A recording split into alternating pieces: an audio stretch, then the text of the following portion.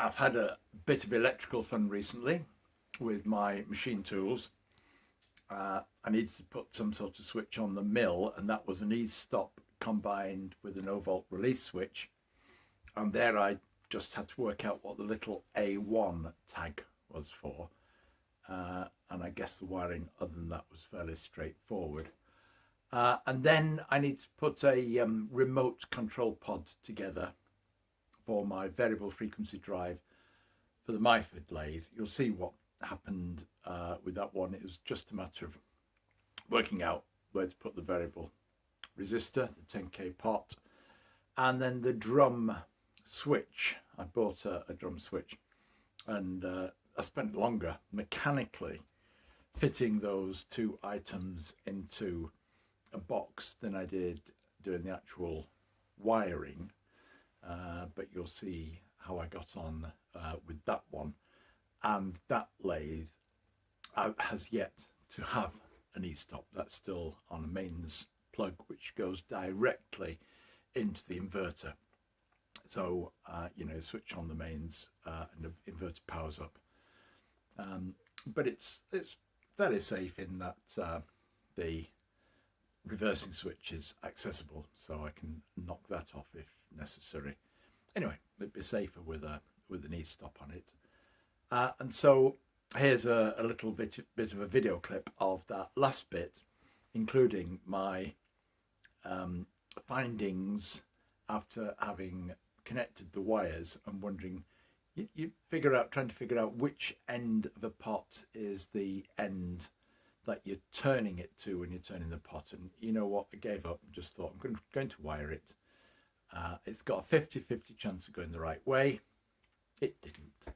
And the same, I wanted to have the reversing switch going a certain way, and I thought, you know what, I've got a 50-50 chance of it going the right way. And the reversing switch was not the way I expected it to be, so it went wrong both times. However, not a major problem to put right. So this is it. That's all it is. It's just doing some wiring of a reversing switch and speed potentiometer to a VFD on a Myford lathe. Which way is forwards and which way is reverse?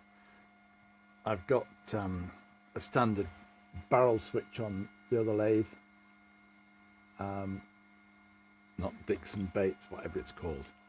So I've wired up my own remote control box for the variable frequency inverter drive. And previously I'd wired in a commercially available box, and on the commercially available box that way was forwards and that way was reverse. It just was how it was on the box. I sold the box with a different inverter and a different three-phase motor. Somebody wanted a complete set and they wanted the remote control pod, so I just chopped the wires off. Anyway, so I've wired this one up, and there's 3 wires from the potentiometer, the 10k potentiometer, 3 wires from this barrel switch, even though there are 8 contacts on that. And as you can see from here, the switch contacts go into this at this side, and the potentiometer goes in there, which the center one I got right, i.e. the common, the switch was that one. The center for that one, that's the common. And for the other 2, I didn't know what was what, and so it's 50-50. Put those in. The 50-50 in both cases, because I was thinking what I would have it is forwards that way, reverse that way. Anyway, as it happened, turning the potentiometer right slowed it down, turning it left speeded it up. So the pot was wired the wrong way around. So I've just dropped those wires out. These 2 there on this particular one, that one and that, no, those 2, sorry, that's the potentiometer in there, those 3 wires. Drop the wires out, swap the end 2 over, the middle one stays where it is. So the potentiometer is clockwise to increase the speed, and I'm leaving the other switch as it is. Let's have that as forwards.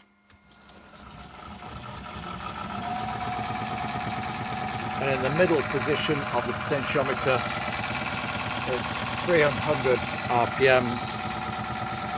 Turn it down that way, it actually goes down to a stop at the bottom end.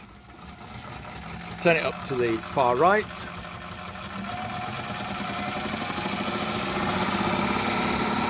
and it speeds up to 600 RPM on that. It's rattling a bit because that's too close to the shelf. Take it off the shelf, it's not so bad. Sorry, I'll need to cut the shelf away. 600 RPM on that. And if you turn that off, it does a nice controlled slow down.